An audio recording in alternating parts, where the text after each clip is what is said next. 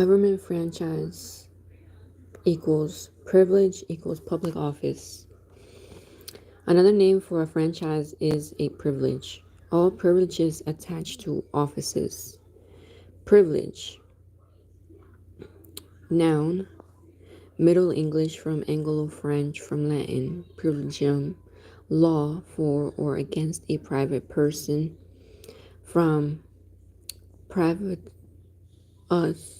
Private. 12th century, a right or immunity granted as a peculiar benefit, advantage, or favor.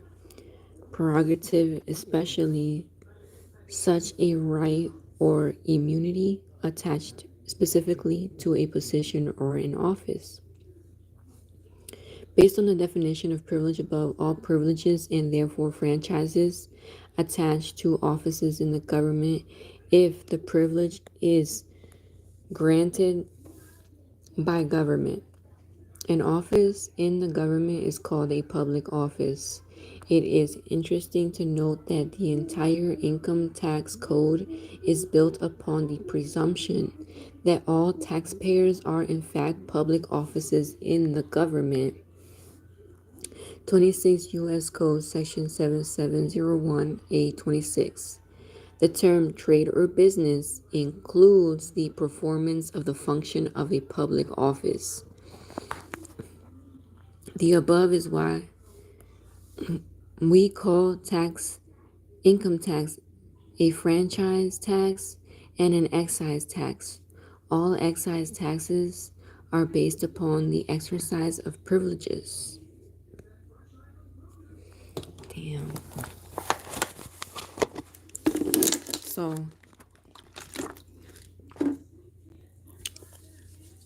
excise tax. A tax imposed on the performance of an act, the engaging in an occupation, or the enjoyment of a privilege. A tax on the manufacture, sale, or use of goods, or on the carrying on of an occupation or activity, or tax on the transfer of property. In current usage, the term has been extended to include various license fees and particularly every internal revenue tax except income tax. Oh, it says it right there. That's crazy. Black's Law's dictionary above contains a falsehood. Even the income tax is an excise tax. The privilege is a trade or business, which is legally defined as a public office. All public offices are in fact privileges and franchises, as we point out later. They obviously aren't reading the definition above of the activity upon which the tax is based, which is the functions of a public office. In that sense, the legal dictionary is lying to protect the biggest fraud in history.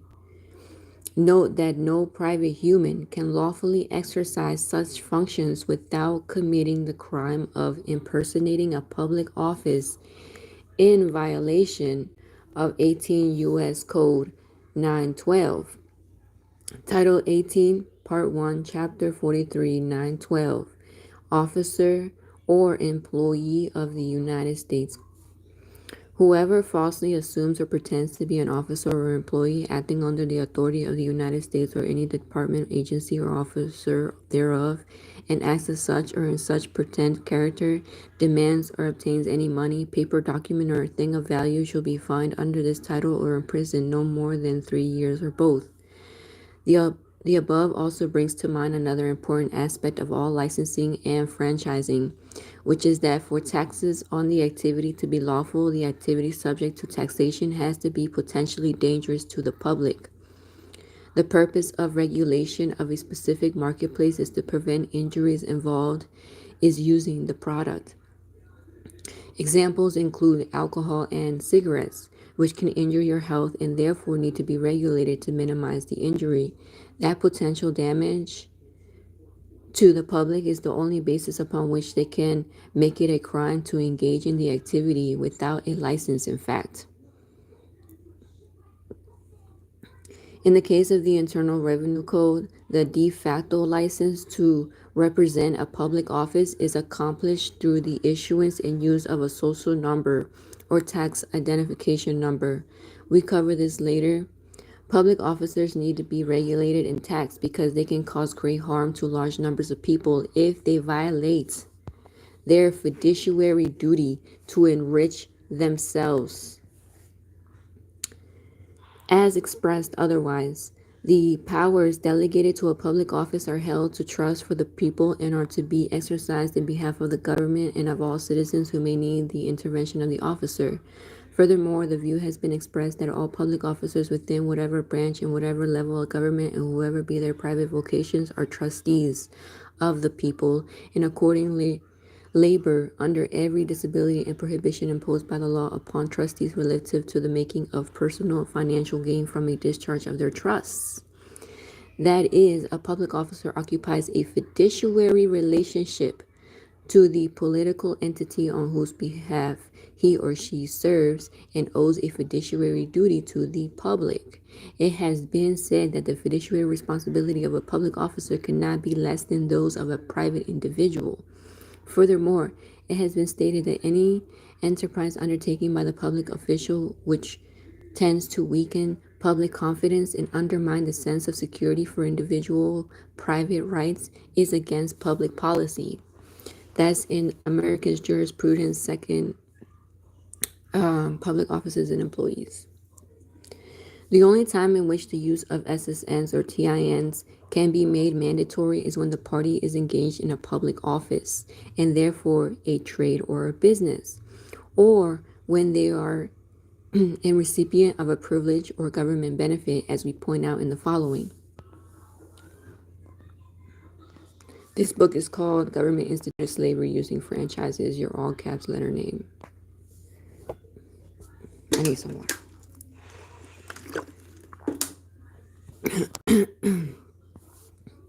Since public monies cannot lawfully be paid to private people, ooh, this one's good, then those in recipient of government benefits must be at least presumed to also be public officers.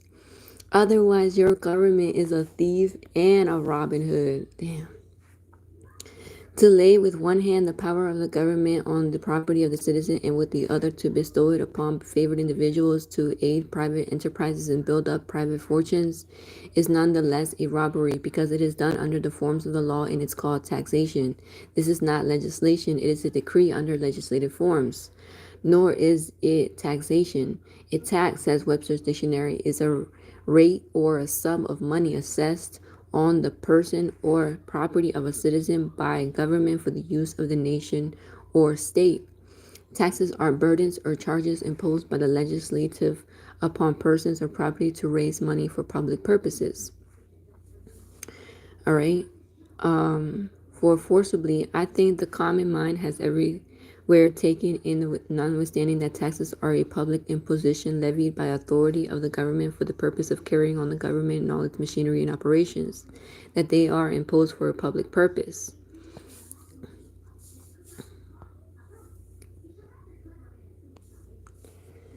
Okay, government franchises destroy equality and establishment a state-sponsored religion.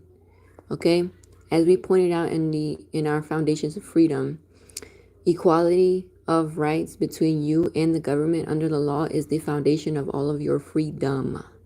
No duty rests more imperatively upon the courts than the enforcement of those constitutional provisions intended to secure the equality of rights which the foundation of free government. The main purpose of franchises is to destroy equality between the governors and the governed and to destroy all your freedom in the process. This is what your all caps letter name does. In addition to destroying the source of all of your freedom, government franchises also have another insidious effect, that they create a state-sponsored and unconstitutional civil religion in violation of the First Amendment. Here's the definition of privilege to prove our point. Keep in mind that a privilege and a public right are equivalent. Privilege, a verb, transitive, alleging 14th century. 1. To grant a privilege to. 2. To accord a higher value or superior position to. Privilege, one mode of discovery over another. Based on the definition of privilege above, government franchise create a superior position in relation to others in religious terminology. This is called a supernatural power, where you are the natural, since it is possessed by the government or government actor or agent as a public office. The government that acquires a supernatural power, where you, the governed, are the natural.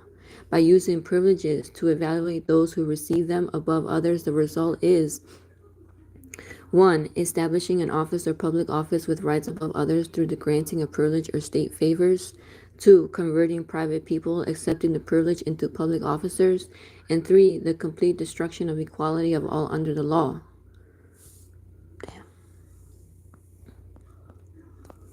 All right. 4. The violations of the Constitution or prohibitions against titles of nobility, where the name of the public office is the title of nobility. United States Constitution, Article 1, Legislative Department, Section 10. No title of nobility shall be granted by the United States, and no person holding any office of profit or trust under them shall, without the consent of the Congress, accept any present, annulment, office, or title of any kind whatever from any king, prince, or foreign state. Ooh, interesting. 5. The establishment of state-sponsored. I'm sorry, but I cannot read the comments because it's too white. 5. The establishment of a state-sponsored religion where you, as the natural, have to worship and serve those with the state-granted superior or supernatural powers. That superior being is the public office produced by the franchise, your all-caps letter name. The definition of dualocracy is very intrusive on the above process. It proves that the dualocracy we have now is a product of the abuse of franchise. Notice that the use of the phrase so much license and privilege that they domineer. Dualocracy, a government where servants and slaves have so much license and privilege that they domineer. Damn. The minute you grant any power to a public servant above that of any ordinary citizen, you impute an unconstitutional title of nobility and you turn a public servant into a master. Okay? Jesus said that the Christians are not allowed to set up a government like this. Greatness is serving. You know that the rulers of the Gentiles lord it over them, and those who are great exercise authority over them. Yet it shall not be so among you, but whoever desires to become great among you, let him be your servant, and whoever desires to be first among you, let him be your slave. Just as the Son of Man did not come to be served, but to serve and to give his life in ransom for many. I'm not even really Jewish, but damn. Below is a definition of religion to prove our point. Religion, man's relation to divinity, to reverence, worship, servitude as a public officer, obedience and submission to mandates, a perceptions, franchise codes of supernatural or superior beings. In its broadest sense, includes all forms of belief in the existence of superior beings exercising power over human beings by violation, imposing rules of conduct with future rewards and punishments. Bond, uniting man to God, and a virtue whose purpose is to render God worship due to him as source of all being and principle of all government of things. Notice the phrase above, source of all being and principle of all government of things. Religion is therefore what government is based on. President Nixon even called the District of Columbia the Civic Temple, as did Congressman Heflin during the 16th Amendment congressional debate. Now, Mr. Speaker, this Capitol is the civic temple of the people, and we are here by direction of the people to reduce the tariff tax and enact a law in the interest of all the people. This was the express will of the people at the polls, and you promised to carry out that will but you have not kept faith with the American people. Re, by worship and the definition of religion above, they really mean obedience to the dictates of the supernatural or superior being.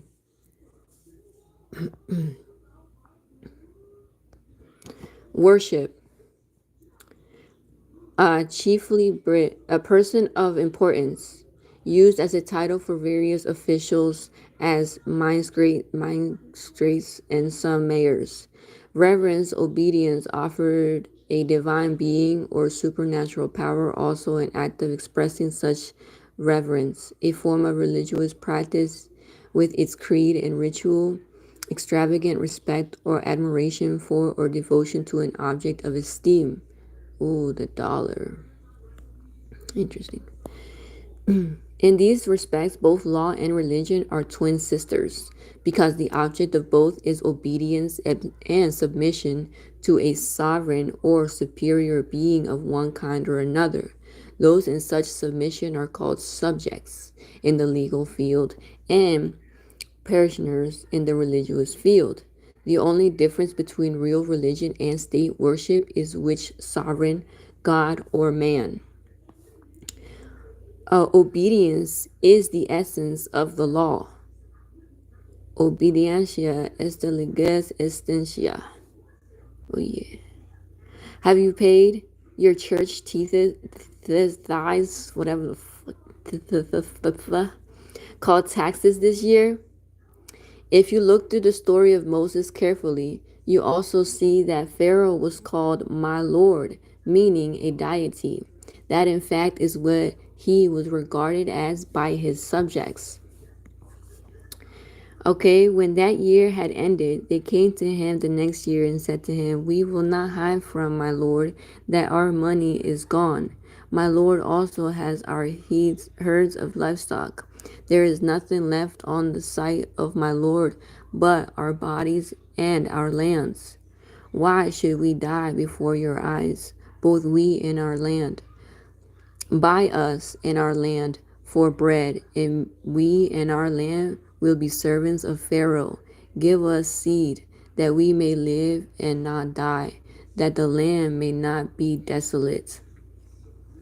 How do government franchises establish a religion as legally defined?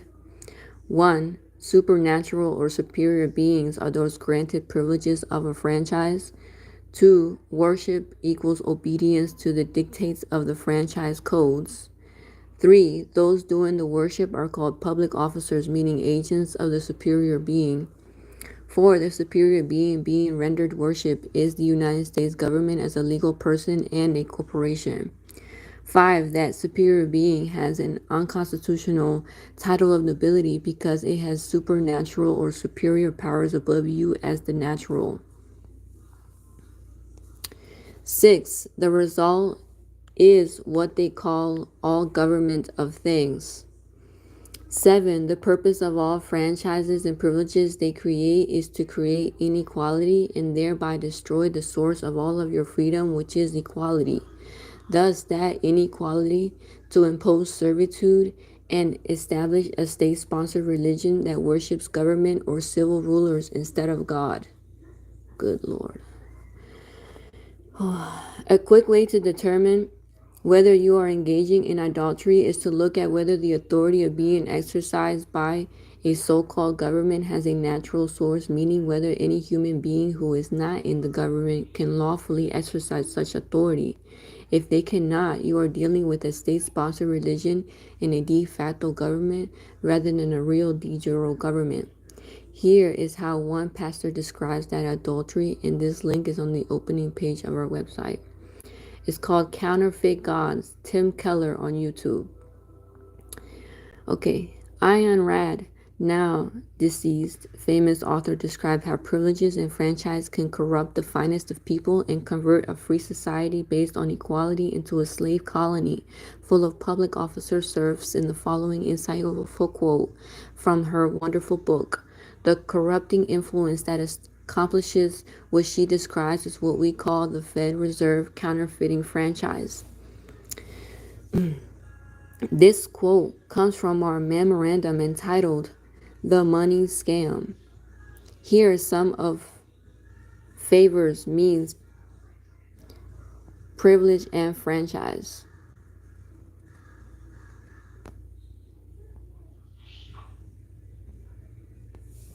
Okay? Money is the barometer of a society's virtue. When you see that trading for religious ministry, for that matter, is done not by consent but by government compulsion or regulation, when you see that in order to produce you need to obtain permission from men in the IRS who produce nothing, when you see that money is flowing to those who deal not in goods but in political favors, when you see that men get richer by graft and by pull, extorting under the color of law, then by work, and your laws don't protect you against them, the government, but protect them, the government, against you. When you see corruption being rewarded by a corrupted Fed judiciary, and honesty and hard work and personal responsibility becomes a self-sacrifice, you may know that your society is doomed. Money is so noble a medium that it does not uh, compete with guns, and it does not make terms with brutality. It will not permit a country to survive as half property, half loot. Whenever destroyers, the IRS, the Fed Reserve, and the Department of Justice appear among men, they start by destroying money, for money is man's protection and the base of a moral existence. Destroyers in the Fed Reserve seize gold and leave to its owners a counterfeit pile of fiat paper. This kills all objective standards and delivers men into the arbitrary power of an arbitrary setter of values, a corrupt government.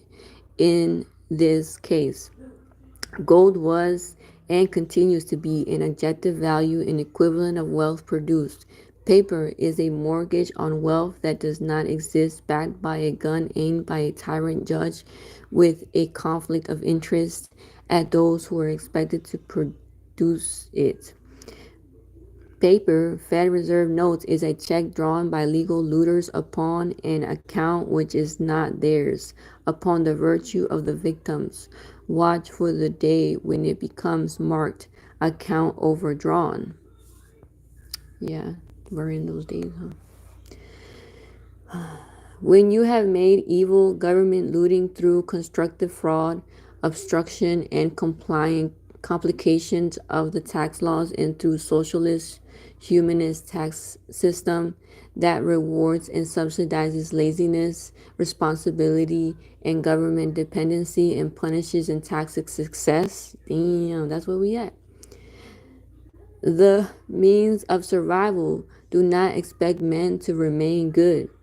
Do not expect them to stay moral and lose their lives for the purpose of becoming the fodder of the immortal government parasites.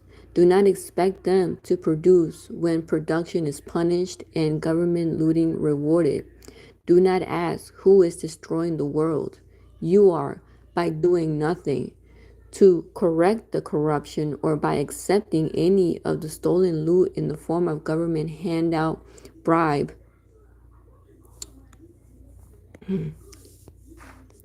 Don't believe us that franchises establish a state-sponsored religion. Look at legality, admissible evidence proving our assertion for yourself. Use this in court to prosecute the fraud if you like.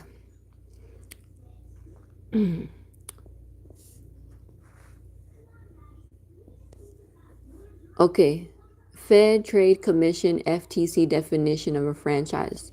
The Fed Trade Commission FTC has defined a commercial franchise as follows. A commercial business arrangement is a franchise if it satisfies its three definition elements. Specifically, the franchisor must 1. Promise to provide a trademark or other commercial symbol, 2. Promise to exercise significant control or provide significant assistance in the operation of the business. And 3. Require a minimum payment of at least 500 during the first 6 months of operations. In the context of the above document, the social number or tax number function essentially as what the FTC calls a franchise mark. It behaves as what we call a de facto license to represent Caesar as a public officer.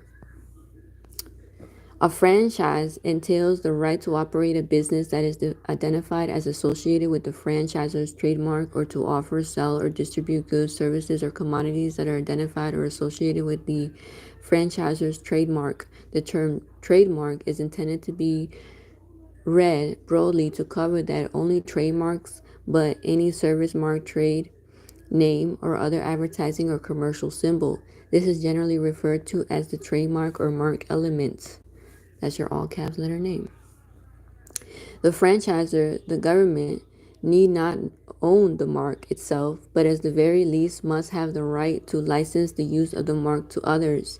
Indeed, the right to use the franchisor's mark in the operation of the business, your all caps letter name, either by selling goods or performing services identified with the mark or by using the mark in whole or in part in the business name, is an integral part of the franchising. In fact, a supplier can avoid rule coverage of a particular distribution arrangement by expressly prohibiting the distributor from using its mark.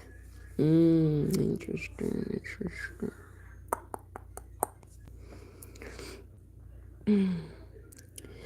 This same SN and TN franchise mark is what the Bible calls the mark of the beast.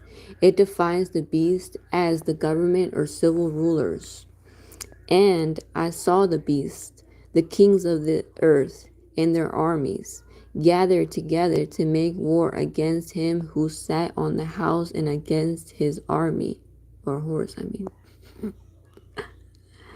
It's hard to read, small as shit. He, the government beast, can causes all, both small and great, rich and poor, free and slave, to receive a mark on their right hand or on their foreheads, and that no one may buy or sell except one who has the mark or the name of the beast or the name of his name. Your all caps letter name. The business that is operator or licensed by the beast is statutes is called a trade or business, which is defined as follows. The term trade or business includes the performance of the functions of a public office. 26 U.S. Code Section 7701, 826. Those engaged in the trade or business franchise activity are officers of Caesar and have fired God as their civil protector. By becoming said public officers or officers of Caesar, they have violated the first commandment of the Ten Commandments because they are serving other gods, and the pagan god they serve is a man. You shall have no other gods, including government or civil rulers, before me. You shall not make for yourself a carved image, any likeness of anything that is heaven above, or that is in the earth beneath, or that is in the water under the earth. You shall not bow down to them, nor serve them, for I, the Lord your God, am the jealous Lord, visiting the iniquity of the fathers upon the children to the third and fourth generation of those who hate me, but showing mercy to thousands to those who love me and kept my commandments. By bowing down, as indicated above, the Bible means that you cannot become unequal or especially inferior to any government or civil ruler under any system of law. In other words, you cannot surrender your equality or sovereignty to be civilly governed by any government or civil ruler under the Roman system of civil law or statutes. That is not to say that you are lawless or an antichrist by any means, because you are still accountable under the criminal law, equity, and the common law in any court. All civil statutory codes, which are all franchises, makes the government superior and you inferior, so you can't consent to a domicile and thereby become subject to it. The word subjection in the following means inferiority. Damn, they out here fucking shit up. Okay. Protection draws to it subjection, protection. Damn, I wish I could read your comments, but I cannot read them. I'm so sorry. It's like the Words are in the way. Protectio trahet subjectio sub protectium.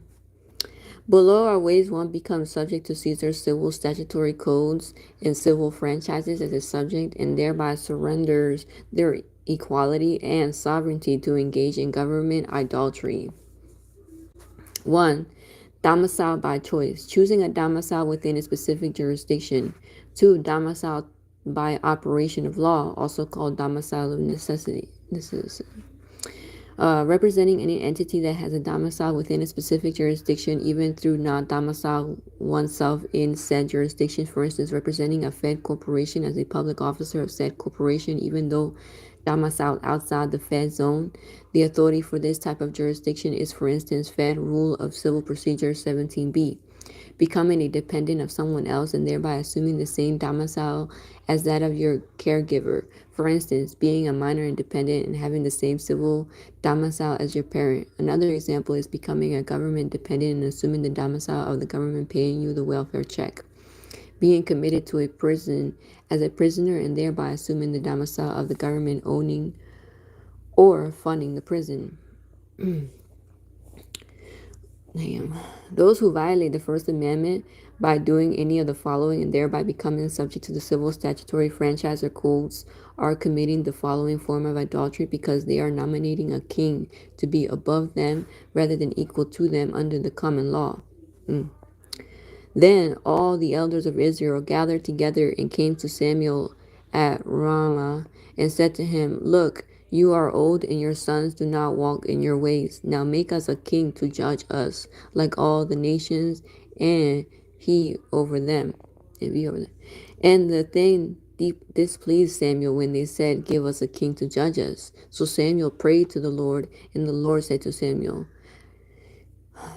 Heed the voice of the people in all that they say to you, for they have rejected the Lord, that I should not reign over them, according to all the works which they have done since the day that I brought them up out of Egypt, even to this day, with which they have forsaken me and served other gods, kings in this case, so they are doing to you also, government becoming idolatry. Now therefore, heed their voice. However, you shall solemnly forewarn them and show them the behavior of the king who will reign over them. So Samuel told all the words of the Lord to the people who asked him for a king, and he said, This will be the behavior of the king who will reign over you. He will take still your sons and appoint them for his own chariots and to be his horsemen, and some will run before his chariots. He will appoint captains over his thousands and captains over his fifties, will set some to plow his ground and reap his harvest, and some to make his weapons of war and equipments for his chariots. He will take still your daughters to be perfumers, cooks, and bakers, and he will take still the best of your fields, your vineyards, and your olive groves, and give them to his servants. He will take still a tenth of your grain and your vintage and give it to his officers and servants, and he will take still your male servants, your female servants, your finest young men, and your donkeys, and put them to his work as slaves. He will take still a tenth of your sheep, and you will be his servants, and you will cry out in the days because of your king whom you have chosen for yourself, and the Lord will not hear you in that day. Amen.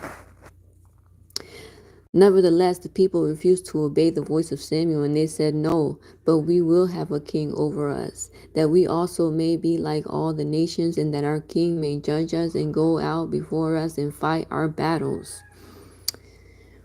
Oh, Lordy Lord. I can't see the comments. I'm so sad. I can't see the comments, y'all, because the wordings are in the way of your words. Sorry. Thank you. Anyway, I'm going to stop here because I'm only going to do 30-minute videos off this book, so it's easier for people to listen in and hear it out. This is my first time reading this book, so we all learning together. Thank you for watching, for listening. I hope that it has awakened you to the highest of your evolution. You hear me?